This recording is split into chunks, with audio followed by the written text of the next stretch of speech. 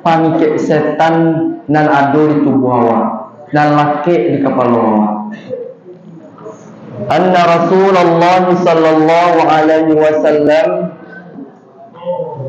qal, aku pakai qala lah, yaqidu syaitanu ala qafiyati ra'si ahadikum idza huwa nama salasa uqadin yafribu kulla uqadatin alayka laylun tawilun farqud fa in istayqaza fa dzakarallaha in hallat uqadatun fa in tawadda'a in hallat uqadatun fa in shalla in hallat uqadatun fa asbaha nashiqan tayyiban nafsi wa illa asbaha khabithan nafsi kaslan. Ketika lalu tu ada 3 ikatan setan dan malakik di kepala awak, yang mana nanti 3 tu laki kepada awak pas malam hari, maka negara itu wajib awak mananggan. Maka ketika awak jaga tu langsung awak mainnya Allah. Maka ketika awak lah mainnya Allah, maka tanggalah satu ikatan. In allat uqdatun, tangga ci ikatan. Bayan tawaddu'a, nanti gua cialah tangga. Kalau inyolah mainnya Allah, tulang Allah balik. Tiga dua lah. Maka di kerajaan mulai. Bayan tawaddu'a, bau dua. Lah sudah bau dua, maka tangga ikatan cialah. Lah 2 tangga. Fa'in shalla, lalu orang itu melaksanakan sembahyang, maka tanggalah ciri ikatan. Lah tangga 3 ikatan nan dilaki setan di kepala awak ketika awak lakukan.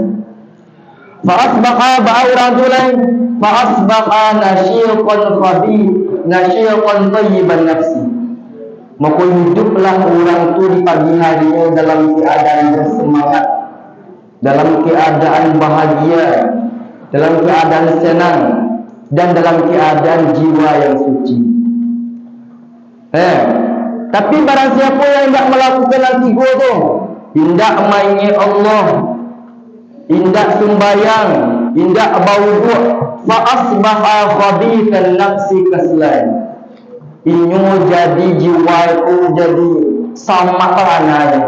Jago lalu jam 7, jam 8 dan boleh lalu. Pangana sama dia, pitih nak wadu, makin dalam roh. Enak. Kadang mah kalau orang nan dalam jago, rajakinya dimakan ayam. Ambo diringan-ringan gua mau baca sete. Aduh adik-adik tu, kalau lah hari Kamis hari Jumat gua ndak baik pagi jago dulu. Jam 3 lah basuh-basuh berwudu tahajud supaya dapat banyak isu. Lah, pasu mana tawakal pas hari Kamis Jumat benai, Sabtu lah balik lalu tajambara, jago tajambara. Tapi kalau lah hari Kamis hari Jumat jam 3 tahajud sembahyang witir, berdoa agak sajam supaya dapat banyak ketika berjalan biku. Jam 3 lah basuh baca transit. Nyo cari terangnya ngapain juga kalau untuk baca transit supaya rajakinya tu tak terlalu dia orang. Kenapa kalau orang pakai itu banyak tu. Kalau talambe sakit nyo langsung ndak boleh tu. Ana waktu kadang orang berpasangkung kalau lah di luar orang tu maaf dia curang. Assalamualaikum maafkin. Assalamualaikum maafkin. Pak maaf je dapat yang begini. Rupanya nampak Yasir dulu. Nampak Yasir dulu di buku. Sudah lagi-lagi lang kapalu. Kadang dulu kawan-kawan tu, dia nampak kawan di buku tu anjay ojek asli. Ngedumun kawan itu supaya injak kadang balik. Kadang dia adalah kawan tiba tepian dan lepas yang sering muka kan. Apa yang sedih muka yang di banten aja dada gitu kan. Itu. Balik aja itu balik.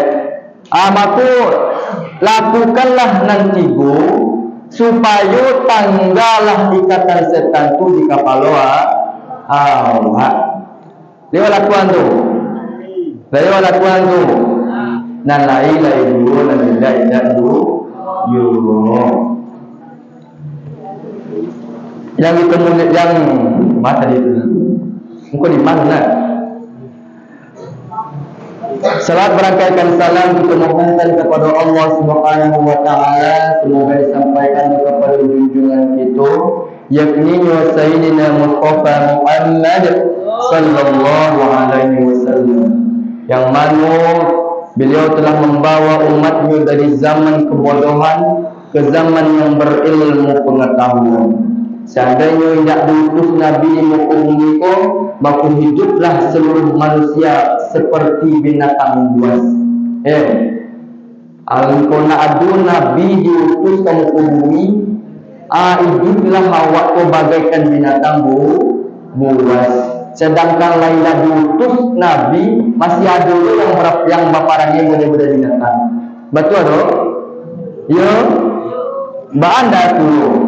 Barang rancak, diagih barang rancak, misalkan diagih WC. Lah cahaya pintu. Batang-tantang, tuntang. Kadang meja rancak. Anggap 3 bulan lah, sampai bulan 5 bulan lah dengan tangga. Adalah kaki dan patah. Adalah ada tu yang meja ketik lah, ala kabungkal. Kadang ada sama sekali je lah. Itulah diutus Nabi. Apa boleh tak diutus Nabi? Salam bunga. Gimana tu tahu? Orang-orang yang macam tu, orang-orang yang tidak memelihara alat-alat pondok, kadang bantang-tantang, meja berantang-tantang, lalu di atas meja, lalu di lokal meja terserak-serak, bangku terserak-serak. Semoga itu. Kenapa? Karena tidak mengindahkan dan tidak memelihara alat-alat pondok. Yang selalu kita doakan abuya kita, guru kita, rangga kita secara rohani, yakni Syekh Haji Ali bin Hasan.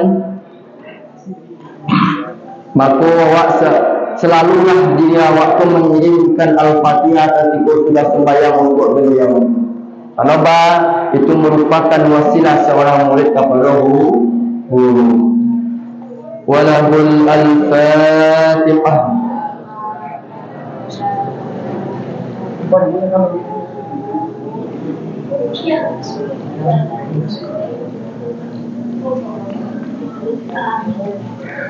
Selanjutnya yang kita doakan Abuya Saratumi, semoga mereka atau Abuya Jumi diberikan kesehatan dan dilapangkan rezeki mereka dan selalu dirahmati oleh Allah Subhanahu wa taala. Selanjutnya yang kita doakan guru-guru itu, baik itu yang mengajar kita di lokal maupun yang menunjukkan kita di asrama. Lainnya mengajar kita walaupun satu guru. Imam Ali mengatakan bahwasanya aku rela dijadikan budak oleh orang yang mengajarkan aku walaupun itu satu guru. Nyuajan cie huruf orang atau ini dapat ilmu dari orang hai walaupun hanya satu guru, maka ini rela dijadikan budak. Dia tahu budak. Zaman dulu budak itu diperlakukan seperti binatang. Bahwa model binatang diperlakukan, mulai dulu budak diperlakukan. Jadi Imam Ali itu rela dijadikan seperti budak bagi orang-orang yang telah mengajarkannya walaupun itu hanya satu orang. Jadi dia pernah melawan maka guru. Kok dak kolah majan awak inyo ama kojen pernah melawan. Kenapa orang nan melawan ka guru mati dalam keadaan suul khotimah, mati dalam keadaan tangga iman. Waduh kakak kelas 7 awak atau kakak kelas awak yang pernah maja awak, anu aja awak untuk kasurau, mengingatkan awak untuk kasurau, badace awak melawan awak, itu kamu bari awak melawan kalau inyo guru itu bukan guru di lokal, bukan hanya guru, inyo guru itu nah itu dong. Kawan awak yang lah mengajarkan awak apapun yang diajarkan, itulah guru awak. Berang awak ke kawan awak, pak bujangan waiko-waikonya, asamu awak lang bujangan guru awak. Paham tak? Jadi ku dua kakak awak, baik itu kelas 6, kelas 7, kelas 5, pokoknya yang kadang pada awak, yang lah pernah mengajarkan awak, walaupun itu satu orang, hormati. Ya. Kadang itu tidak pilih, aku gurunya kok. Misalkan nak kelas 1, gurunya kok ambil, ya. Ketika kau ambil tibun, salaman tahu. Tibun nampak guru-guru lain, acuan ini. Itu namanya beda bilang guru. Ya. Jadi siana nama ajar sekolah itulah guru. Kau tobok salam sapu, dimakul berani. Ya. Paham? Paham? Dan jangan pernah melawan ke guru awak. Baik.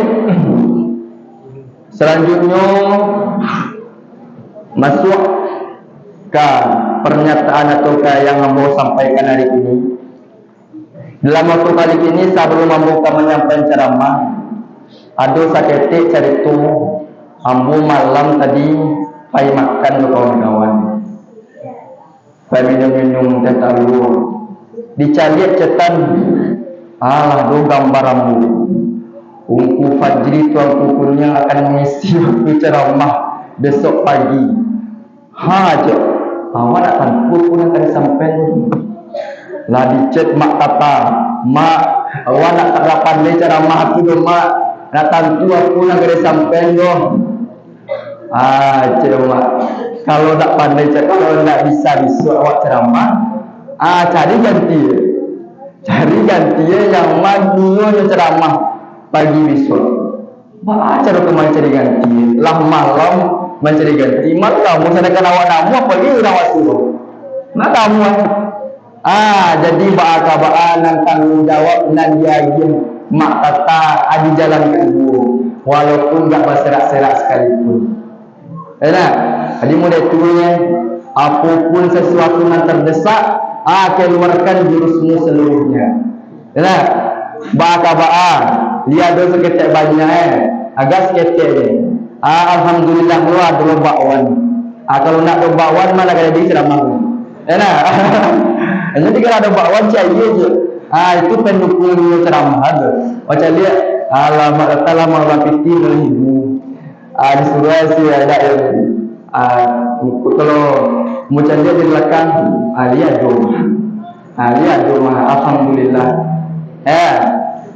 balik kata dia kamu balik dalam surah Az-Zumar Allah Subhanahu wa taala berkata inna anzalna ilaikal kitaba bil haqqi fa'budillaha mukhlishan lahud-din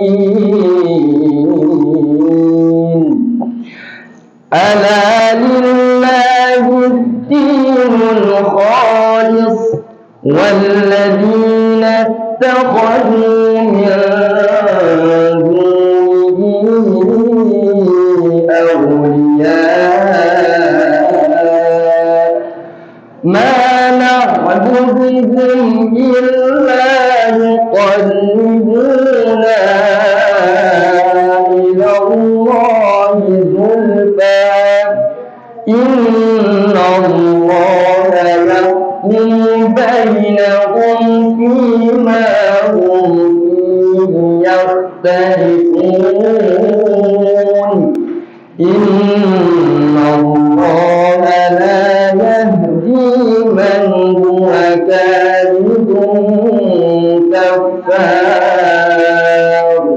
Sadaqallahul Azim. Dalam kesempatan kali ini izinkan Abu menyampaikan ceramah patanglah di video digambarkan fotoambu keikhlasan sumber ketenangan hati. Nah tentu ini waktu saya maju tema tapi lah nampaknya tema sudah keikhlasan sumber ketenangan hati. Bapak pikir di jalan juga kawan-kawan awak pulang mondang nak disampai tema lah diletakkan dia tu dipikir-pikir ayat tentang ikhlas. Ayat panjang sambil berjalan terfikir you nak konsen sekali Allah je loh. Kalau lo tak fikir you sampai yang mau tiba di situ jam 1-an atau setengah 2 jam 2 baru kalau lo negara memikir apa nak disampaikan tentang ikhlas lo. Keikhlasan sumber ketenangan hati. You kan dalam segi kata-kata itu kan tidak baik rancak dulu. Keikhlasan sumber ketenangan hati. Tapi orang menafsir itu tu kadang tidak ada satu poin ni kok ada di tanah lombu itu. Tapi mau cari dulu yang mana hal-hal yang bersangkutan dengan ikhlas, mau cari dulu pikir-pikir. Sampai jam 2 baru kalau. Negara memikir-mikir apa isi yang kena sampai dengan tema keikhlasan sumber ketenangan hati. Disamping dua lah. Jadi ada cara-cara untuk mendapatkan keikhlasan yang mana membawa hati waktu menjadi tenang. Nan pertama yaitu dengan cara paksaan. Sesuatu pekerjaan kalau tidak diawali dengan paksaan maka tidak terjadi keikhlasan. Sama kayak orang sembahyang. Orang sembahyang kalau lah gadang mu disuruh, pastinya Allah nak niu melakukan dulu. Apapun dalil-dalil lo sampai ke itu, nak niu tak percaya gitu. Tapi cara lu awak membiasakan orang gadang tu, yaitu orang gadang tu, yaitu dengan cara dipaksa inyo untuk melakukan tu pas waktu ketek. Besok lah gadang awak lah punya istri dan padusi lah punya laki barangna awak. Umur 7 tahun tu nak diajak sembahyang. Umur 7 tahun nak diajak sembahyang. Lah mumayyiz wajak sembahyang. Lah umur 10 tahun indak dia melakukan sembahyang dilakak yang mana lakak itu indak malukui. Disuruh lah beranak muda itu cara aja awak maju-majuan anak waktu ketika menjalankan syariat. Ini tidak menjalankan syariat doh, tapi awak majuan dulu. Padialah 10 tahun mulai. Padialah 7 tahun mulai. Sesuatu yang indah diawali dengan paksaan itu akan susah dilakukan ketika olah gadang. Tidak? Awak kalau puasa ketika gadangnya alinyo. Kadang malam ada mata-mata. Amako dia sualah ajak ketek umur 7 tahun diajak puasa. Walaupun setengah hari dan kecil dalam latihan. Sesuatu yang dijalankan tanpa latihan, maka hasilnya itu ketika gadang pun akan terbiasa. Bak kata kecil orang menjalankan sesuatu kebaikan itu diawali dengan keterpaksaan dan dibiasakan dengan keadaan dan diakhiri dengan keistiqomahan. Kalau lah dipaksa dan pertama, yang kedua pasti lama kelamaan ini malah dibiasakan dengan keadaan. Baka-bakalah ngelakuan. Dan ketiga timbullah keistiqomahan. Dan itu nang wak paralu. Dan itu nang paralu nang wak cari. Ingat, itu yang mengistiqomahan mengistiqomahan amalan awak. Ya. Jadi bukan lo keramat tu bukan lo orang tabang pakai sejadah. Orang nan bisa membunuh orang dari jarak jauh. Tapi orang keramat itu bang, yaitu selalu berkekalan dalam satu amalan. Biarlah sedikit, tapi kekal atau selalu melakukan itu amalan-amalan yang dicintai oleh Allah. Konda amalan selalu kerajuan. Pertama, sedekah enggak 20.000 dalam sehari itu. Dan kedua, sembahyang tahajud enggak 30 rakaat sehari itu. Dan ketiga, sembahyang duha enggak 50 rakaat sehari itu. Dan keempat, hanya elok sehari itu. Tapi biswa lah malam. Nak adu nak ngelakuan aja. Tahajud tinggal, alai sedekah ndak adu. Duha indah. Dua orang tak cinta harus ketik. Yalah. Aman waktunya dua orang nan wabiyalah tahajudnya 2 rakaat tapi taruh. Nyo sembahyang duha 2 rakaat tapi taruh. Nyo sedekah 1.000 tapi taruh. Maka itulah amalan-amalan yang dicintai oleh Allah. Maka dengan keistiqomahan itu timbullah keikhlasan. Dengan adanya keistiqomahan tadi kan awak cinta dengan amalan waktu. Dengan selalu beramal dengan keistiqomahan awak dalam amal suatu amalan, maka timbullah keistiqomahan. Keistiqomahan itulah merupakan buah keikhlasan yang akan kita dapatkan.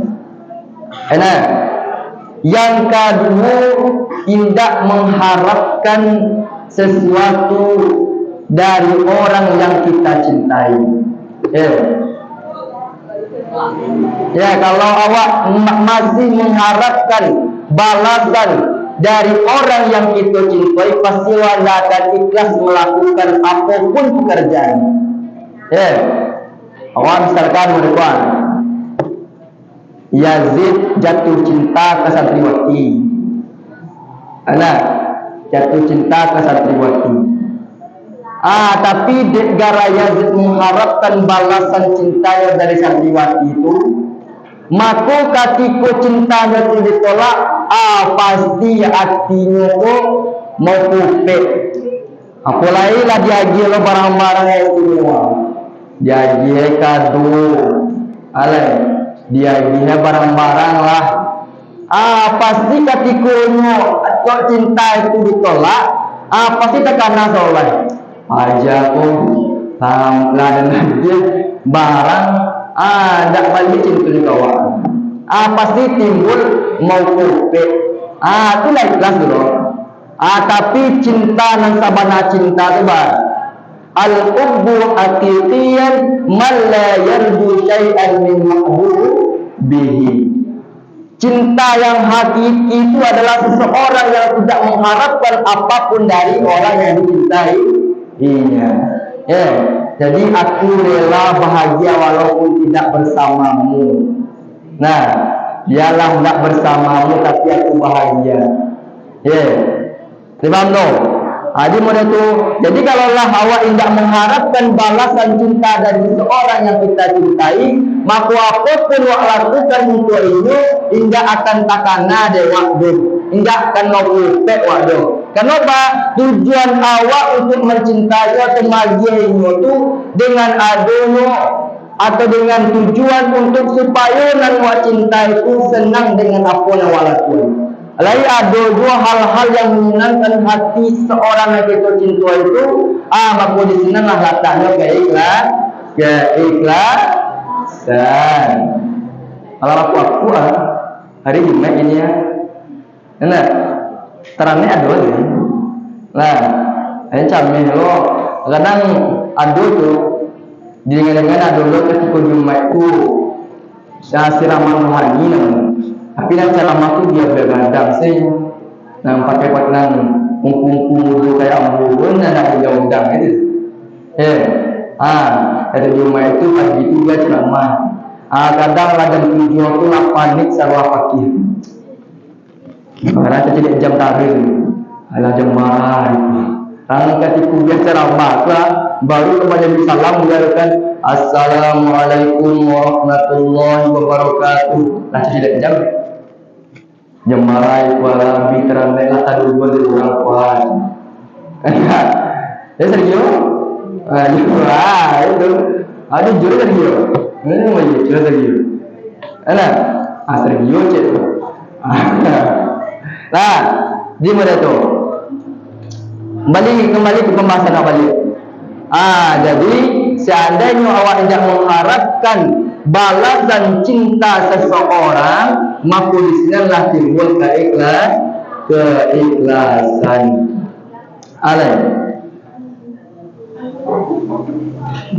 Dua tu. Di dua tu yang mana cara awak menggapai suatu keikhlasan yang akan membawa hati awak menjadi tenang. Cibolah awak lakukan dua. Maka apapun yang awak kerajaan, apapun awak amalkan, indahkan tarasul awak upek tu. Indahkan awak upek awak. Apapun yang awak kerajaan. Terakhir, aku ada oleh-oleh ada amalan-amalan yang mahu membuka rezeki awak dari pintu yang tidak disangka-sangka. Yang mau mengamalkannya. Yang pertama, barang siapa yang membaca Qul huwallahu ahad sebanyak 15 kali.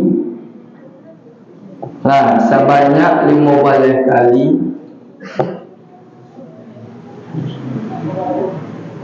Ditambah salawat 10 kali, maka rezekinya akan didapatkan dari pintu atau dari arah yang tidak disangka-sangka.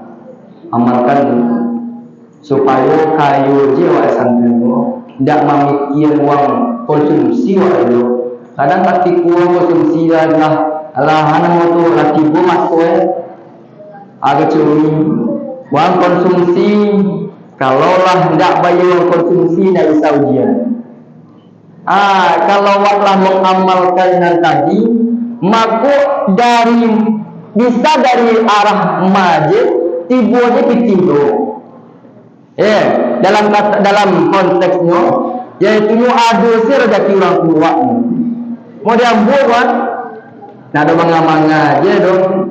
Dia piti, dia orang piti sejuta 800. Ditambah dapet sama latui. Alun kan tu dapat bonus lebih buat dia lagi. Coba tu, itu dia negara selalu mengamalkan dan membaca Qul huwallahu ahad boleh kali dan membaca salawat 10 kali ketika subuh. Kenapa tu lagi guru?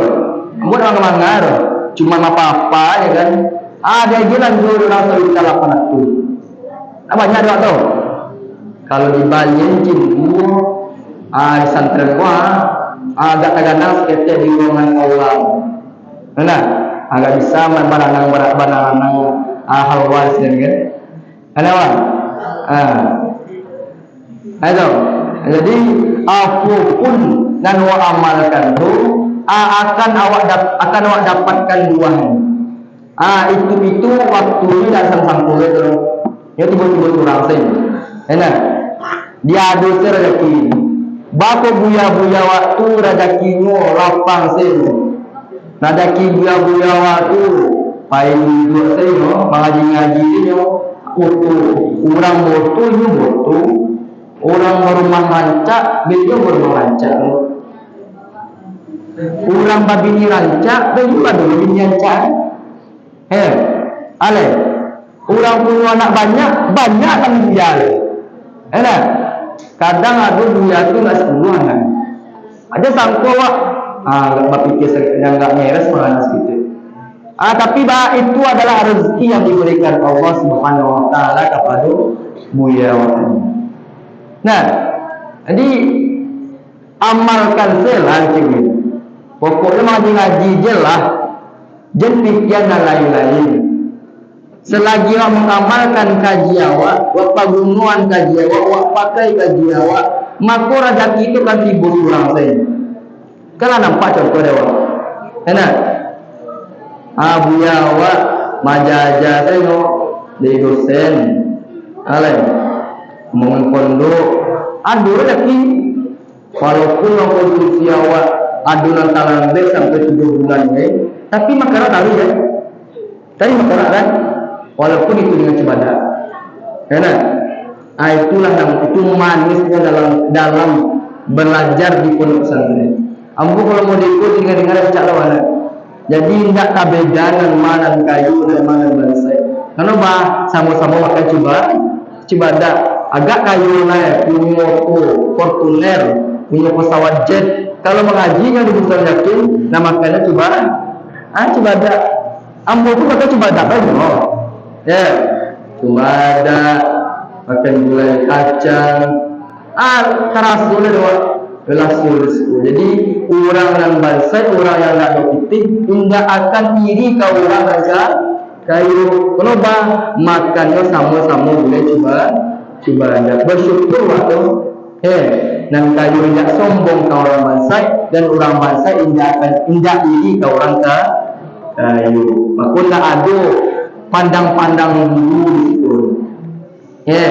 Kenapa Allah tidak memandang rancak awak, tidak memandang bara banyak harta awak, tidak memandang martabat atau derajat awak, tapi yang dipandang Allah pun orang yang paling bertakwa kepada Allah Subhanahu wa taala.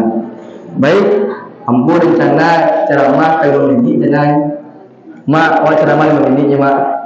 Hadi tu nanti juga dulu. Karena di bawah kok mengecil dulu ya. Nah, ada pakai konsep ada waktu dipikirkan malang aja dipikir. Nah, baca jadi konsep. Aku ini sebentar apa ayat yang berkenaan tentang ikhlas. Ayat dah. Inna anzalna ilaikal kitaba bil haqqi fa'budillaha mukhlishan lahu dina. Jadi kami telah menurunkan kitab kepadamu dengan kebenaran, maka sembahlah Allah dalam keadaan ikhlas. Baik, hanya itu yang mau sampaikan. Lebih kurang mohon maaf. Kesimpulan karenanya alam tua turun mewakili dengan wabillahi taufiq wal hidayah wa ridha wal hinayah. Assalamualaikum warahmatullahi wabarakatuh.